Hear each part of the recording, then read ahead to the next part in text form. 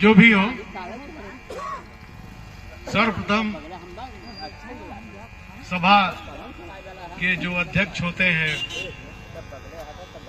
उनको उनका नाम लेना आवश्यक होता है। तो सेवालाल जी को बताया जा रहा है कि सभा के अध्यक्ष है। तो आदरणीय अध्यक्ष महोदय,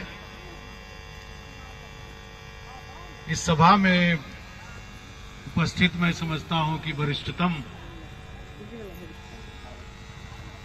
जो हमारे बीच में उपस्थित हैं बड़े भैया मुरलीधर शास्त्री जी, हमारे साथ इलाहाबाद से चल करके आए, जो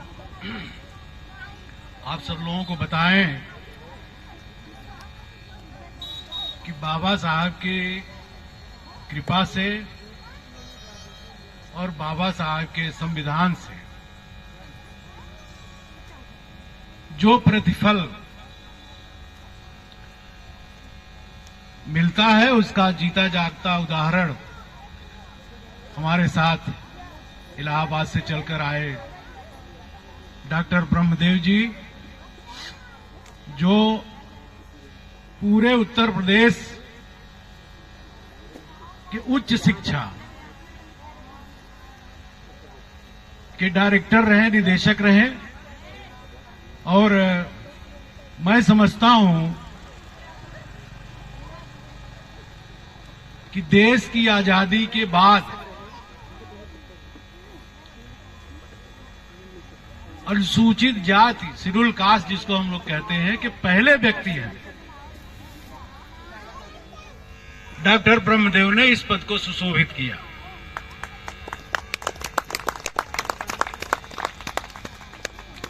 हमारे साथ चलकर के हमारे बड़े भाई अमरनाथ, वरिष्ठ एडवोकेट, ज्ञानपुर से आए हैं। पन्नालाल यादव जी को अभी हम लोगों ने सुना, जो समाजवादी के वरिष्ठ पदाधिकारी हैं, जोशीला भाषण उनका रहा। समरजीत यादव खलीफा, जो लगभग इस तरह के समाज के हर कार्यक्रम में उनकी उपस्थिति होती है। हमारे बड़े भाई भरत भुआल जी, उनके साथ बैठे सहोदर भाई जमुना प्रसाद जी, भगेलू राम जी, और जिनका मैं नाम नहीं ले पा रहा हूं, वो सभी सज्जनगण, हमारे गांव के महिलाएं एवं बच्चों तथा अन्य देवियों और सज्जनों,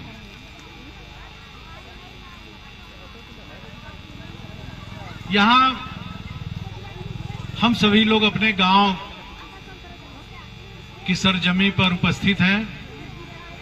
और जो हमारे बड़े, हमारे उम्र के, हमसे ज्यादा उम्र के लोग हैं, उन्हें हम याद होगा, अब भी याद होगा। ये बच्चों जरा शांत रहो।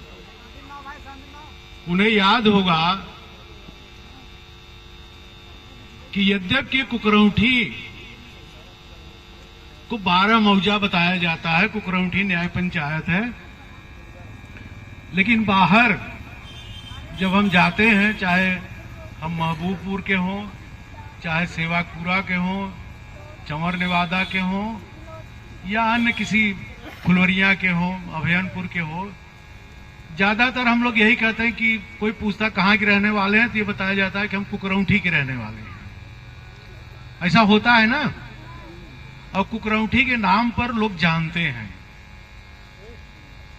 मैं इसलिए इसको बता रहा हूं कि पहले जब यहां ये शास्त्री जी बैठे हैं, इन्हीं के हम उम्र के लोग यहां जब प्राइमरी स्कूल, जब एक ही प्राइमरी स्कूल हुआ करता था, जहां सभी बच्चे गांव के मतलब सभी गांव, अगल बगल के सभी गांव के बच्चे पढ़ा करते थे। वहां आप लोग ड्रामा करते थे और इनके पहले गांव के ही लोग मिलकर के रामलीला करते थे और हम लोग देखने जाते थे। स्कूल का पूरा प्रांगण भरा रहता था और कुछ लोग तो ड्रामा जो होता था वो थोड़ा सा ठंडी के सीजन में होता था, तो पहले ही जा करके रजाई उजाई या जो उनके पास कंबल कथरी गुदरी जो भी रहती थी ओढ़ करके अपना जगह बिछ लेते थे, रिजर्व कर लेते थे। अच्छा लगता था कि उसमें सारे मतलब अगल बगल के जितने गांव के लोग होते थे, महिलाएं, बच्चे, पुरुष, बुजुर्ग, जवान सभी आते थे और एक दूसरे का हालचाल भी मिल जाता था। लेकिन दुख इस बात का आज हो रहा है कि जिस महापुरुष ने इस देश के लिए अपना सर्वस्व न्यौछावर कर दिया, पूरा परिवार अपना उसने कुर्बान कर दिया, उसकी याद जयंती है। और मैं समझता हूं कि सेवालाल और उनकी टीम, शशि या और भी जो गांव के बच्चे हैं, इसका प्रचार प्रसार भी जरूर किए होंगे, उसमें कोई कमी नहीं होगी।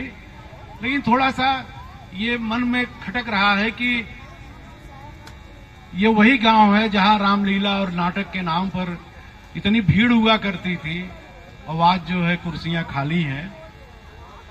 तो अब ये जो भी कारण हो, मैं ये समझता हूं कि या तो लोगों में वो बाबा साहब के प्रति सम्मान की भावना जागृत होते हुए भी सुसुप्त अवस्था में पड़ी हुई है, या वो अन्य किसी कारण से नहीं आए होंगे, या हो सकता है हम लोगों के आने के पहले आए हों, चले गए हों। फिलहाल मैं आशा करता हूं कि अगले साल जब इस तरह का आयोजन किया जाएगा गांव में, तो गांव के अधिकांश लोग यहां उपस्थित होंगे। जब सांस्कृतिक कार्यक्रम होता है तो मैं बताऊं आपको, उसमें केवल यही नहीं होता है कि हम बच्चों का जो अभी नाट्य दिखाए, सामाजिक उत्थान के बारे में हम बात करते हैं, वहां एक दूसरे का दुख का आदान प्रदान भी होता है। हम पूरे गांव के बारे में जानकारी भी कर लेते हैं कि किसके यहाँ क्या हो रहा है, किसके यहाँ क्या दुख है, क्या सुख है। तो एक तरह से जुटाव भी होता है, तो अच्छा लगता है। तो मैं आयोजकों से भी अनुरोध करूंगा कि अगले साल जब भी आप कार्यक्रम करें तो थोड़ा सा आप अपना मेहनत दुगुना करें, तो हो सकता है हमारे गांव के जो प्रबुद्ध लोग हैं वो अवश्य इसमें प्रतिभाग करेंगे। मैं सिर्फ ये कहना चाहूंगा बाबा साहब के बारे में, हमारे अभी वक्तागण हैं, हमारे डॉक्टर साहब हैं ब्रह्मदेव जी, वो भी अच्छी बात बताएंगे आप लोगों को, सभी लोग बताएंगे ही, और कुछ लोगों ने अभी बताया भी, गीत के माध्यम से भी समरजीत ने बताया, पन्नालाल जी भी ने बताया बाबा साहब क्या थे। उनके बारे में एक सभा के माध्यम से बताना बहुत मुश्किल है। बाबा साहब को अगर हम दार्शनिक कहें तो ये होगा कि वो समाज शास्त्री भी थे, तो फिर ये होगा कि नहीं वो अर्थशास्त्री भी थे, ये होगा कि वो राजनीतिज्ञ भी थे, कानूनविद भी थे, समाज सुधारक भी थे, क्या नहीं थे वो। बाबा साहब अपने आप में ही एक संपूर्ण रूप से संस्था थी। उनकी जो शिक्षा रही है वो हम जो हमारे आज के नौजवान हैं, जो बच्चे हैं, बच्चियां हैं, वो जरूर उससे प्रेरित हों कि जब कोई चीज आपको सर्व साधन उपलब्ध हो, सुलभ हो, उस साधन का उपभोग करके अगर आप कोई चीज पाए तो क्या पाए। हमें यह सोचना है कि बाबा साहब विषम परिस्थितियों में अभाव की जिंदगी में पहले तो हम उनकी आर्थिक स्थिति समझ लें कि उनके पास कुछ भी नहीं था। बाद में उनकी सामाजिक स्थिति तो सभी लोग जानते हैं क्या रही। सामाजिक कुरीतियों के बावजूद भी उनकी आर्थिक स्थिति बहुत ही दयनीय थी। उनके पिताजी भी बहुत मामूली से रामजी राव सकपाल जी, कहने को तो सेना में थे, लेकिन उनका वेतन उतना नहीं था कि वो बाबा साहब का या अपने बच्चों का भरण पोषण कर सके। फिर भी बाबा साहब के अंदर जो लगन थी, उस लगन के कारण उन्होंने शिक्षा ग्रहण किया।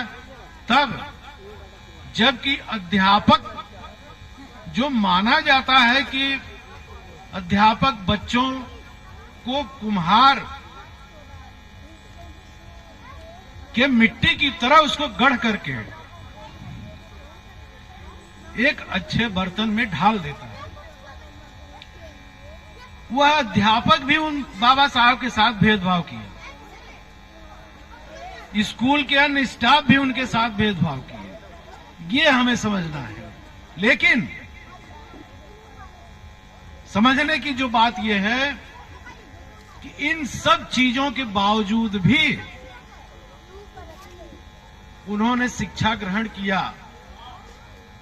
और शिक्षा ग्रहण ही नहीं किया, आज तक जैसी शिक्षा ग्रहण किया, क्या उस तरह की शिक्षा भारत में किसी ने ग्रहण किया?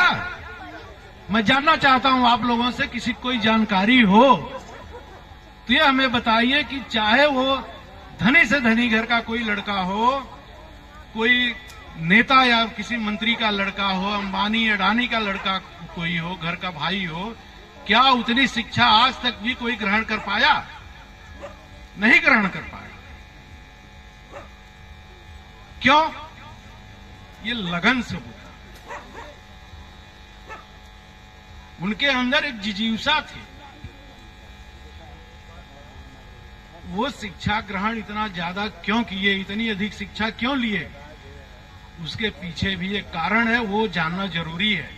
हम ढेर सारी बातें उनके बारे में जानते हैं, लेकिन जिससे हमें प्रेरित होना है वो बातें जानने के बावजूद भी हम अनजान बने रहते हैं, या वो सब बातें हमारे सामने नहीं आ पाती हैं।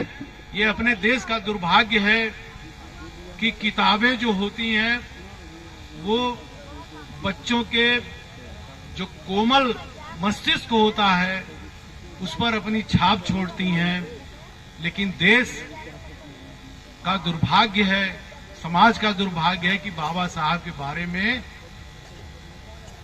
किसी कक्षा में कोई पाठ नहीं पढ़ाया जाता है। इसलिए बच्चे बाबा साहब के बारे में जान नहीं पाते हैं। जो अस्पृश्य समाज और दलित समाज के बच्चे हैं, वो जब किशोरावस्था में पहुंचते हैं तो उनको जानकारी होती है, उनके माँ बाप, उनके गार्जियन और जो आसपास का परिवेश है उसके माध्यम से उनको जानकारी मिलती है, तो बाबा साहब के बारे में जानकारी उनको हासिल होती है।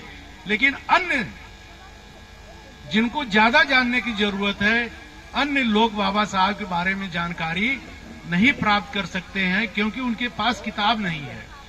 किताब जानबूझ करके नहीं, किताबों में पाठ्यक्रम शामिल नहीं किया जाता है बाबा साहब का, कि बाबा साहब के बारे में उनकी असलियत लोग जान जाएंगे तो चाहे वो अछूत हो, चाहे वो दलित हो, चाहे शूद्र हो, चाहे ब्राह्मण हो, चाहे क्षत्रिय हो, चाहे वैश्य हो, हर बच्चा बाबा साहब का गुणगान करने लगेगा।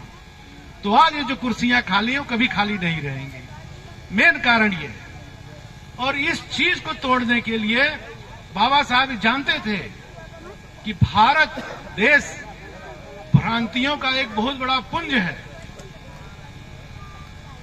इसमें जात प्रथा की जड़ें इतनी ज्यादा गहरी हैं कि इसको तोड़ना, इसको उखाड़ना बहुत मुश्किल का काम है। इसलिए उन्होंने कहा था, ये शिक्षा दी थी, उस शिक्षा को हम लोगों को अक्षरशः पालन करना चाहिए। पहली शिक्षा उनकी ये थी कि यह कारवां हम कितनी कठिनाई, कितना कष्ट सह करके यहां तक ले आए हैं। जितनी उनकी ताकत थी, उस ताकत का, उस ज्ञान का, उस तर्क का, उस विलक्षण बुद्धि का प्रयोग करके जहां तक वो हासिल कर सकते थे वो हासिल किए। हमको उन्होंने कहा, हम सबको उन्होंने कहा कि अगर हो सके तो इस कारवां को आप आगे बढ़ाइए, अपना योगदान दीजिए, अपने समाज का भला करिए, अपने देश का भला करिए। और अगर नहीं कर पा रहे हैं तो दोस्तों इसको पीछे ले जाने की हिम्मत न करना, पीछे ले जाने की भूल न करना। जहां पर हमारा कारवां है उसको वहीं छोड़ देना, ये बाबा साहब ने कहा था, यह हमसे उन्होंने अपेक्षा की है। दूसरी अपेक्षा उनकी जो रही वह यह रही कि यह देश जातियों का, धर्मों का, भ्रांतियों का, कुरीतियों का, अंधविश्वासों का, तमाम बुराइयों का एक पुंज है, एक खजाना है। इसको अगर आप तोड़ सकते हो तो तोड़िए, और अगर तोड़ने में आप सफल नहीं होते हैं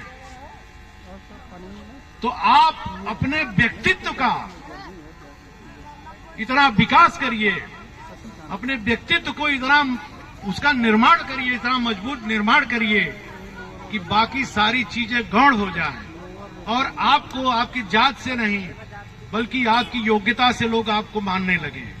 ये बाबा साहब ने इस चीज को ध्यान में रख करके इतनी ज्यादा शिक्षा उन्होंने ग्रहण किया। क्या किया उन्होंने? एमए किया, एमएससी किया, पीएचडी किया, डीएससी किया, डीलिट किया, एलएलडी किया और बार एट लॉ किया। इसलिए बाबा साहब को इतना ज्ञान था, उनकी तर्क शक्ति इतनी मजबूत थी कि उनके सामने किसी का कोई छल छद्म अतर्क कुतर्क नहीं चल पाता था। इसलिए बाबा साहब को मजबूर होकर के, ऐसे नहीं हम जो गुणगान कर रहे हैं कि बाबा साहब ने हमको संविधान दिया, आप ये समझ लीजिए कि समाज में, देश में कितनी कूटनीति चल रही है, प्रतिभाओं को दबाया जाता है। जब आपको अपनी प्रतिभा दिखाने का मौका ही नहीं मिलेगा तो आप अपनी प्रतिभा का निखार कैसे कर पाएंगे? तो बाबा साहब को यूं ही नहीं संविधान लिखने का ड्राफ्टिंग कमेटी का चेयरमैन बनाया गया, ऐसा नहीं था। कितना लोगों ने उनको इस ड्राफ्टिंग कमेटी में या संविधान सभा का मेंबर बनने में कितना हर्डल किया, कितना रोका, कितनी बाधाएं उनके ऊपर लगाई कि किसी तरह से अम्बेडकर जीतने न पाए। उसमें यह नियम था कि जब आप कहीं से मेंबर बनेंगे तभी आप संविधान सभा में जा पाएंगे। तो बाबा साहब, अब बहुत लंबी कहानी है, बाबा साहब को अंत में बंबई से हराए लोग, लेकिन बाबा साहब को जोगेंद्र मंडल, जिनके बारे में हम लोग कम जानते हैं या उनकी चर्चा नहीं करते हैं, जोगेंद्र मंडल जी भी बाबा साहब के ही तरह थे। मेहतर बिरादरी के होने के बावजूद भी नाम शूद्र उनकी जात जो थी, पश्चिम बंगाल में, अब तो पश्चिम बंगाल पहले बंगाल हुआ करता था, पूर्वी बंगाल जो बांग्लादेश बन गया, वहां के निवासी थे। तो जोगेंद्र मंडल ने उनको बुला करके जयसोर खुलना नामक जो विधानसभाई क्षेत्र था, सदस्य जहां से बना जा सकता था, जहां पे मुसलमानों की आबादी सबसे ज्यादा थी, 48%। 48% मुसलमानों की आबादी थी। वहां से लोगों ने उनको ऑफर किया कि आप बंबई और महाराष्ट्र छोड़िए, आइए बंगाल, हम यहां से आपको जिताएंगे। बाबा साहब वहां गए, लड़कर के जीते, संविधान सभा में गए और उनकी योग्यता को देख करके गांधी, नेहरू, पटेल तथा अन्य लोगों ने यह जिम्मेदारी उनको दी कि संविधान जैसा जटिल चीज और भारत जैसा जटिल देश, आप सबको ये मालूम होना चाहिए कि भारत अन्य देशों की तरह यह देश नहीं है। अन्य देशों में आप जाएंगे, चाहे वो एशियाई देश हो, चाहे वो पश्चिमी देश हो, एक धर्म या दो धर्म मिलेगा आपको, एक भाषा या दो भाषा मिलेगी। और सबसे बड़ी चीज ये है कि आपको ऊंच नीच तथाकथित सवर्ण और अवर्ण नहीं मिलेंगे, तथाकथित ऊंची जातियां और नीची जातियां नहीं मिलेंगी। लेकिन ये सारी बुराई कहां मिलती है? भारत देश में। इस देश में यहां हजारों भाषाएं हैं, हजारों धर्म हैं, हजारों संप्रदाय हैं, और सबसे खराब बुराई जो है ऊंच और नीच, अछूत और सछूत। अब आप अछूत हैं, कोई सछूत है, तो ऐसे जटिल देश में संविधान का निर्माण करना किसी के बस की बात नहीं थी। तो बाबा साहब की योग्यता को देख करके उनको संविधान निर्माण करने का दायित्व दिया गया, इसलिए बाबा साहब ने संविधान दिया, लिखा। यह हमारा बहुत बड़ा सौभाग्य है। बाबा साहब के हम आभारी हैं, इसलिए हमारा ये दायित्व होता है कि बाबा साहब ने जो बताया है, जो दिखाया है, उस रास्ते पर चलें। मैं इस पर यह कहना चाहूंगा, बाबा साहब का जो दिखाया हुआ रास्ता एक बार हम बताएं। 15-20 साल पहले की बात है। हम लोग सभी लोग जानते हैं, जो नहीं जानते होंगे उनके लिए जरूरी है। मैं रहने वाला यहीं का हूं, कुकरौठी का ही हूं। अब मैंने इलाहाबाद में मकान बनवा लिया है, वहां भी मैं रहता हूं और घर पर भी आता जाता रहता हूं। 15-20 साल पहले इलाहाबाद में एक बहुत बड़े मंत्री हुआ करते थे, और जो आज की सरकार है इसी पार्टी के मंत्री हुआ करते थे। उन्होंने दिल्ली में कथा का आयोजन किया था, और उस कथा को कराने के लिए इलाहाबाद के बहुत बड़े पंडित को उन्होंने आमंत्रित किया था, बुलाया था। और इलाहाबाद से ट्रेन चलती है, गाड़ी चलती है, प्रयागराज एक्सप्रेस, जो शाम को 9:30 बजे छूटती है और सुबह 7 बजे पहुंच जाती है दिल्ली। उसी से उनका रिजर्वेशन भी कराया गया था। और पंडित जी पति अपने और खुद पत्नी के साथ वो अपना टिकट बुक कराए थे जाने के लिए। मैं ये थोड़ा सा इसलिए बताना चाह रहा हूं कि बाबा साहब को पढ़िए, बाबा साहब की जो बताई हुई राहें हैं उस पर चलिए। केवल जयंती नहीं मनाना है, आप बाबा साहब क्या थे उसको पढ़िए, और जो बताए हैं बाबा साहब ने जो किया उसको करिए, कुछ तो करिए। इसलिए मैं ये कहानी आपको बता रहा हूं। ट्रेन आई निर्धारित तिथि पर, पंडित जी गए, पंडिताइन जी को लेकर के अपना सतुआ उतुआ जो भी उनको नाश्ता पानी पोथी पत्रा लेना था सब लिए, वस्त्र वगैरह। ट्रेन आई, हम लोगों की आदत होती है ना कि छोड़ने वाले हैं तो जब तक ट्रेन नहीं जाती है, भैया देखा बहुत बचाई रहा, दिल्ली बहुत बड़ा शहर बा, पॉकेट उकेट न कट जाए, बीमारी उमारी न हो जाए, बहुत बचाई रहा, गाड़ी मोटर सड़क कायदे से पार की है, एक्सीडेंट हो जाए, मतलब ऐसा होता है ना। हम लोग किसी छोड़ने जाते मार सलाह उसको देते हैं। तो पंडित जी को भी उनके बच्चे छोड़ने आए थे, सलाह दे रहे थे, और तब तक गाड़ी सीटी दे दी भो। अब पंडित जी तो चढ़ करके बैठ गए ट्रेन पर। अब पंडिताइन कह रहे, अब भाई ट्रेन तो ट्रेन है, एक्सप्रेस ट्रेन, अब जो चल दी तो चल दी, अब छूट गई वो। अब क्या करें पंडित जी, लेकिन पैसे की लालच। अब भाई हम लोग होते या कोई गरीब आदमी होता है तो सोचता पत्नी तुम्हारी स्टेशन पर छूट गई, अब भैया उसको छोड़कर हम दिल्ली नहीं जाएंगे, उन मंत्री जी को बता देंगे कि ऐसा ऐसा कांड हो गया, हम नहीं जाएंगे।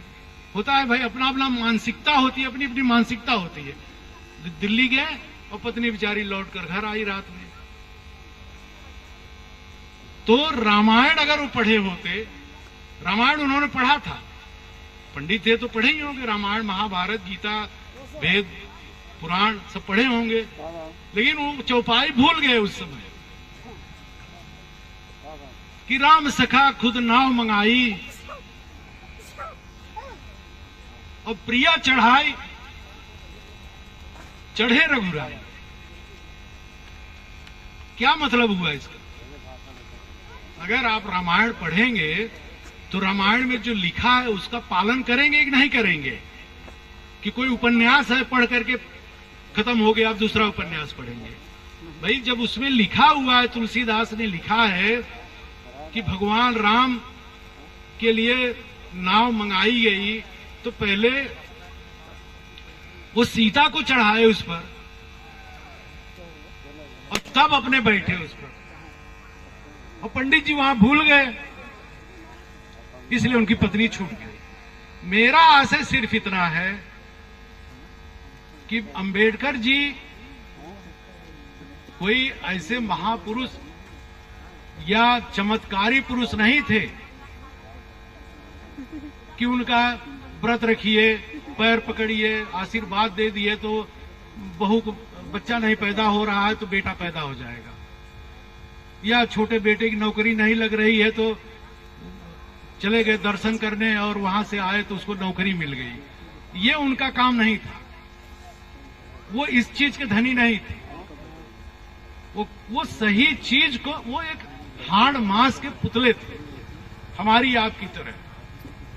तो उन्होंने जो लिखा है उसका हमें पालन करना है। अब पालन क्या करना है? अब सभी लोग जानते हैं 10-15 साल पहले अफवाह उड़ी कि गणेश की मूर्ति भैया दूध पी रही है। ये क्या तरीका है? कोई पत्थर दूध पी सकता है? ये सोचने की बात है। रावण को 10 शीश था, कैसे 10 शीश हो सकता है? कल्पना करिए ना। अच्छा, दूसरी चीज ये है, हम समय ज्यादा तो नहीं ले रहे हैं, क्योंकि कभी कभी ये होता है कि हम जो कह रहे हैं आप सुन रहे हैं नहीं सुन रहे हैं, उसका भी हमें ध्यान रखना पड़ता है। बाबा साहब को अगर जिन्होंने पढ़ा है वो ये जानते होंगे कि 1927 और 1930 में बाबा साहब ने धर्म के अनुसार या जो अपने समाज को अधिकार दिलाना है, 2 काम उन्होंने किया। एक काम क्या किया कि चोबदार तालाब में जाकर के सामूहिक रूप से पानी उन्होंने पिया। वह तालाब क्या था कि उस तालाब में भैंस पानी पी सकती थी, गधा भी पानी पी सकता था, गाय भी पानी पी सकता था, कुत्ता बिल्ली सब पानी पी सकते थे, लेकिन मनुष्य नहीं पानी पी सकता था। तो बाबा साहब को पानी पीने की कोई दरकार नहीं थी कि वो उस तालाब में पानी पिएंगे तभी जो है उनकी प्यास बुझेगी। उनके अंदर ये था कि हमारे लोग इतने डरे हुए क्यों? ये भी तो मनुष्य हैं, ये भी तो 2 आंख, 2 हाथ, 2 कान, 2 पैर वाले हैं जैसा कि अन्य लोग हैं। तब उन्होंने जाकर के आह्वान किया अपने लोगों का कि चलिए हम चल रहे हैं, आप तालाब में पानी पीजिए। तालाब में गए, पानी पिए। उसी तरह से 1930 में नासिक का जो कालायाम मंदिर है, आप सब लोग जानते हैं, बाबा साहब जिंदगी में कभी मंदिर नहीं गए, लेकिन उनको ये दिखाना था, उनको ये सिद्ध करना था कि किसी अछूत के मंदिर जाने में मूर्ति भ्रष्ट नहीं होती है, किसी नीच व्यक्ति के जाने पर, पूजा करने पर मंदिर जो है गंदी नहीं होती है, मैली नहीं होती है, या कोई ऐसा महामारी नहीं आती है जैसा कभी बच्चों ने अपनी नाटिका में दिखाया था। जैसे आप मनुष्य हैं वैसे हम भी मनुष्य हैं, अगर आप पूजा कर सकते हैं हम भी पूजा कर सकते हैं, ये उन्हें सिद्ध करना था। इसलिए वो कालायाम मंदिर गए थे नासिक में, उसके बाद वो कहीं मंदिर में नहीं गए। और दुनिया के सबसे बड़े विद्वान तब भी थे और आज भी। मेरा आशय सिर्फ यही है कि भाइयों, बाबा साहब की जयंती मनाइए, लेकिन बाबा साहब क्या थे और बाबा साहब ने क्या किया था? भाई अब तो आपके साथ संविधान है, कानून है। कोई आपको गाली दे 112 नंबर पर फोन करिए, अभी तुरंत पुलिस आ जाएगी आपकी बात सुनने के लिए। उस समय तो बाबा साहब को कोई छूना नहीं पसंद करता था, तो उनकी रक्षा तो कोई कर ही नहीं सकता था। उस समय उन्होंने जब सब कुछ पा लिया, तो आप क्यों नहीं पा सकते? आपको कौन सा डर है? किस चीज का डर है कि वही कपोल कल्पित चीजों के पीछे पड़े हुए हैं कि हमको ये करना है, नहीं करेंगे तो पता नहीं अनिष्ट हो जाए, परिवार का कोई सदस्य बीमार हो जाए। ऐसा कहीं कुछ नहीं होता है। आप बीमार हो, बच्चा बीमार हो, घर की कोई महिला बीमार हो, यथाशक्ति आपके पास जितना पैसा है उस अनुसार आप डॉक्टर के पास जाइए, ब्लॉक के डॉक्टर के पास जाइए, भदोही में जाइए, बनारस जाइए, इलाहाबाद जाइए, वो डॉक्टर आपको ठीक करेगा और कहीं उसका निदान नहीं है। ये मैं आप लोगों को इसलिए बता रहा हूं कि जयंती मनाने वाले भी उन्हीं बुराइयों में, उन्हीं दुष्चक्रों में फंसे हुए हैं। इसका हमें बहुत बड़ा दुख होता है कि भाई जब आपके पास इतना बड़ा हथियार है कि आपको कोई दुख पहुंचाता है, आपका कोई अधिकार छीनता है, तो सरकार आपके साथ खड़ी हुई है, चाहे किसी भी पार्टी की सरकार हो, संविधान आपके पास साथ खड़ा हुआ है, आप उसका प्रयोग करिए। कौन सा डर है? और हाँ, एक चीज मैं और कहना चाहूंगा कि प्रायः यह देखा जाता है, खास करके गरीबों में और छोटी बिरादरी के लोगों में, उनको कोई तकलीफ होती है तो ढूंढने लगते हैं कि भैया किसको पकड़े कि वो हमारी उंगली पकड़ करके सही जगह तक पहुंचाए। ये बहुत गलत बात है। और अकेले आप कोई लड़ाई अपनी नहीं लड़ सकते हैं। जब भी आप 7-5 की लाठी एक आदमी का बोझ होता है। समूह बनाइए, जो भी काम करिए सर्वसम्मत से करिए, आपकी सब सुनेंगे। अकेले आप जाएंगे तो कोई नहीं सुनेगा, न थानेदार सुनेगा, न तहसीलदार सुनेगा, न एसडीएम सुनेगा, न कोई अन्य अधिकारी सुनेगा। हाँ, 4 लोग आप जाएंगे और कहेंगे तो उसको लगेगा कि मामला कुछ गंभीर जरूर है, इसीलिए 4 लोग आए हैं। न किसी को घूस देने की जरूरत है, न किसी से सिफारिश करने की जरूरत है, न किसी का पैर पकड़ने की जरूरत है। आप अपना भगवान स्वयं बनिए। ये मेरा कहने का मतलब है। क्यों ताकत है ये बाबा साहब ने ताकत दिया है, जिसकी हम आज जयंती मना रहे हैं। तो ये भी हम लोगों को करना है। और मैं सोचता हूं कि मेरी बात से कुछ 1-2 लोग भी अगर प्रभावित हो जाएं, तो हमें लगता है कि हम लोग जो इलाहाबाद से चलकर आए हैं उसमें हमें सफलता जरूर मिलेगी। अंत में मैं ये कहना चाहूंगा कि ये जो युग चल रहा है, जो समय चल रहा है, ये एकला चलो वाला नहीं है। अगर कोई कहे कि हम अकेले चल करके किसी रास्ते पर, किसी मंजिल पर पहुंच जाएंगे, तो ये मुश्किल नहीं है, ये बल्कि ये नामुमकिन है। आज का जमाना क्या है? भाईचारा का। जब तक आप अपने आप में भाईचारा नहीं पैदा करेंगे, एक दूसरे का सहयोग नहीं करेंगे, एक दूसरे का दुख अपने दुख में शामिल नहीं करेंगे, एक दूसरे के दुख को अपना दुख शामिल नहीं करेंगे, समझेंगे नहीं, तब तक सफलता नहीं मिलने वाली है। चाहे सामाजिक स्तर हो, चाहे राजनीतिक स्तर हो। इसको मैं, चूंकि चुनाव का दौर चल रहा है, आचार संहिता भी लगी हुई है, इसलिए इसका बहुत ओपन बात नहीं की जा सकती। लेकिन एक चीज मैं जरूर कहना चाहूंगा कि एकला चलो का जमाना नहीं है। जमाना है कोई भी लड़ाई आप हो, राजनीतिक हो, सामाजिक हो, आर्थिक हो, मिलकर लड़िए, सबका साथ लेकर के लड़िए, भाईचारा कायम रखिए, दुर्भाव न रखिए किसी के प्रति, तो निश्चित रूप से आपको सब अच्छा आदमी समझेंगे और आपको सफलता भी मिलेगी। और ये जो जयंती के आयोजक गण हैं, मैं इनसे सुझाव के रूप में कहना चाहूंगा कि बाबा साहब, आप लोग अक्सर देखा जाता है दलितों के मसीहा, पिछड़ों के मसीहा, ऐसा नहीं था। बाबा साहब पूरे भारत देश के मसीहा थे। पूरे भारत देश को उन्होंने बनाया, भारत का, नए भारत का उन्होंने निर्माण किया। हम उनको किसी एक छोटे से पॉकेट में सीमित नहीं रख सकते। बाबा साहब पूरे देश के थे, सभी जात के थे, सभी वर्ग के थे और सभी धर्म के थे। इसलिए जयंती जब भी मनाइए, झांकी जब भी निकालिए, प्रयास करिए कि आप हर वर्ग के लोगों का सहयोग लीजिए और आपके कमेटी में हर वर्ग के लोग सदस्य हों, मेंबर हों, पदाधिकारी हों और हर वर्ग का आर्थिक सहयोग लीजिए, शारीरिक सहयोग लीजिए, तो निश्चित रूप से आपको सबका सहयोग मिलेगा और जयंती और अच्छी बनेगी, गैदरिंग और भीड़ और अच्छी होगी। इन्हीं सब के साथ मैं सभी लोगों को आज बाबा साहब डॉक्टर भीमराव अम्बेडकर की 133वीं जयंती पर उपस्थित सभी भाइयों को अपनी शुभकामना देता हूं, बधाई देता हूं। आयोजकों का धन्यवाद करता हूं कि जो हमें उन्होंने आमंत्रित किया, बुलाया। सभी लोगों का धन्यवाद कि आप लोगों ने हमें सुना। जय भीम, जय भारत।